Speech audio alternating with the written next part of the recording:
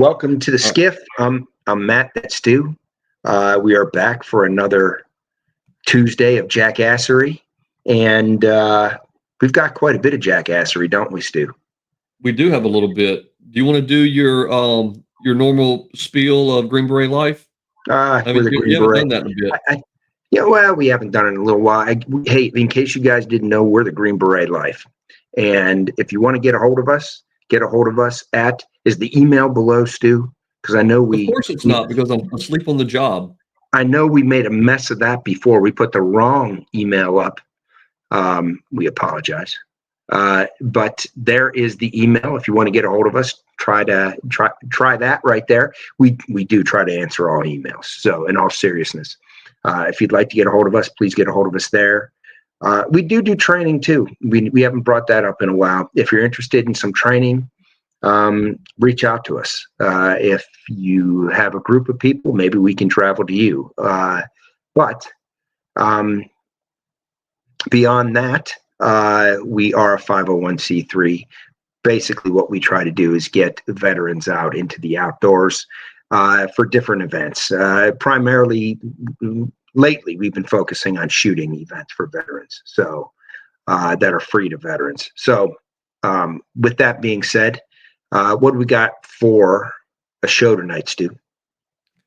We've got some a good number of little stories here. We'll try and get to all of them. We may not be able to, because sometimes Matt and I both get stuck on a story or two that we find really interesting and burn up our minutes.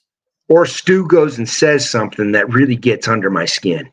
You know? That's normal. That's what I'm here for. We've got a story of what appears to be an attempt by the Ukraine to use a drone to attack Putin's helicopter. Mm-hmm. So we're going to look at that. The DOJ has named some suspects in this AutoPen scandal. And like we spoke about last week, the scandal isn't the AutoPen in and of itself. The scandal is Biden's level of competency when this AutoPen was being used, and whether he was truly aware of what his name was being affixed to with these not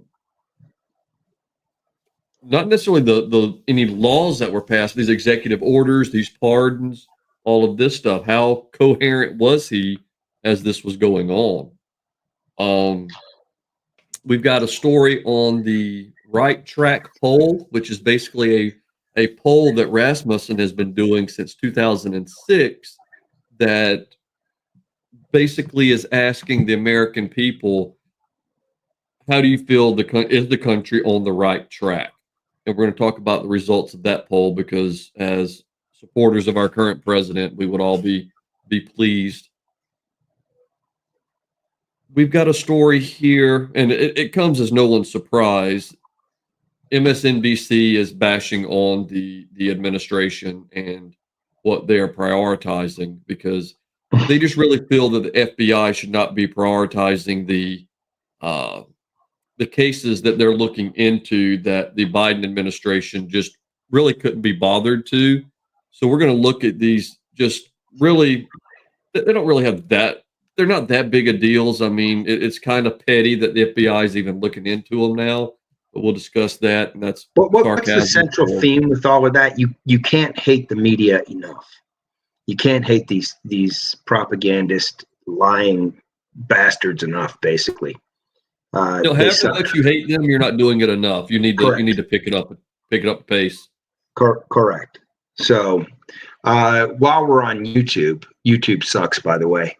Do we have the link below for Rumble, right? Yes, the link to the Rumble channel is in the description below on YouTube, and want to appreciate everybody that's signed up and that's following. The numbers are creeping up slowly but surely. Thank you. Matt and I continue to overpromise and underdeliver with our intent to do more short videos and things like that. And it comes down to I'm just I don't think about it unless I'm sitting in front of my computer talking to Matt. And we'll talk about stories throughout the week. If something comes up, we'll text each other stories, but that's as far as it gets. And sitting down in front of my computer really wouldn't take that much extra time, but goldfish attention span and distracted by other things and just wander off into the wilderness. Yeah. So I was going to say something funny that a former an SF warrant once told me. He said, Matt, in order to care, you have to give a shit. It just left it at that. It was up to my interpretation to what that meant, but I kind of got it. So, yeah, that is true. That is true. Mm-hmm. So, but we've got here, speaking of Trump and the nonsense that's been going on, we've got the esteemed scholar Jasmine Crocked, who has basically declared that when they come back into power, they will begin investigations into Trump. Mm-hmm. And we know this. It's the same game. I'm convinced they really do not care if they're successful in what they're trying to do. They just want to impede. That's it. They want to destroy. They want to destroy. They want to destroy the country. Anybody who's trying to save the country. Why not start investigations on Jasmine Crocked right now? I guarantee you there's some shit in her past. Oh, yes. Time to grow some stones, Congress, right? Well, and start going after these people. By now, Congress isn't going to grow a pair. They're not going to do anything, because then they may actually be held accountable for something, which is why they just delegated all of their power and all their responsibility to staffers, to other government agencies, to whatever, because then they're never accountable for anything. Every single one of these activist judges, there should be a team digging into their backgrounds and seeing what in the hell is going on, that they're stepping in front of this and intentionally impeding the will of the American people and the president that we elected. This game can't go on forever. I think we've all seen the judicial branch is completely corrupted, and Congress needs to do something about it. And we've got a bunch of dipshits in Congress that are still patting themselves over the back that we got the big beautiful bill pushed through Congress. So it's got to still go through the Senate. So we'll see what happens there. What do you want to talk about on YouTube, or do you want to just flip YouTube? You want to let YouTube know that they're number one in your book and just kick over to Rumble? They know. I believe they're well aware they're number one in my book and many other books. Yeah. Let's see. I'm trying to find one. Okay, you know what? We should be able to talk about this one on YouTube without too much of an issue here. This is one about the Rasmussen poll, and for the first time in its history, this poll started in 2006, and it tracks basically the general perception that the American public has on the overall direction that the country is headed. And for the first time since its inception in 2006, so what's that, 19 years, it has hit 50%. It has never been at 50% before. The highest it's gotten before was 47 or 48. Oh, I'm sorry, 45. No, I'm sorry, 45% said they were on the wrong track. Somewhere in the story it had it. But it wasn't. Oh, right here. The previous right track record high was 48%. So, since 2006, this is the highest number of American citizens that believe the country is headed in a direction that it needs to go. Here's what's great about that, because that's most likely bullshit, and it's much higher than even 50%. You know what I mean? So if their suppression brings this to 50%, although it's Rasmussen, isn't it? It's Rasmussen's poll. It is, but your point still stands, Matt, because as we've discussed before, when 98% of the stories that come out about Trump and the administration are negative, that's Mhm. going to color the perception of people that don't have the time or don't take the time to read anything beyond the headline. So, The only thing I was saying is Rasmussen is probably one of the most accurate pollsters out there. So, but Stu makes a really good point that I wasn't even thinking of. So, and again, you're right. Rasmussen does I think they're one of the most honest pollsters in their methodology, but mhm. even then, no matter how well their questions are formulated, if all the person that they're asking the questions of, all they see is MSNBC and CNN, they're going to Mhm. have a more dim view of things than you or I might, because we read beyond the headlines. But even with all of that taken into account, it's still the highest it's ever been in the history of the poll. Oh, by the way, we should say something about Memorial Day. Here's one of these things. I wish another vet, happy Memorial Day the other day. It's like, it's not so happy. I'm thinking, it's like, wait a second. Okay. When you're trying to recognize the holiday and you're cognizant of what's going on, it's probably good to remember these heroes and patriots in a good light, as far as I'm concerned. Okay.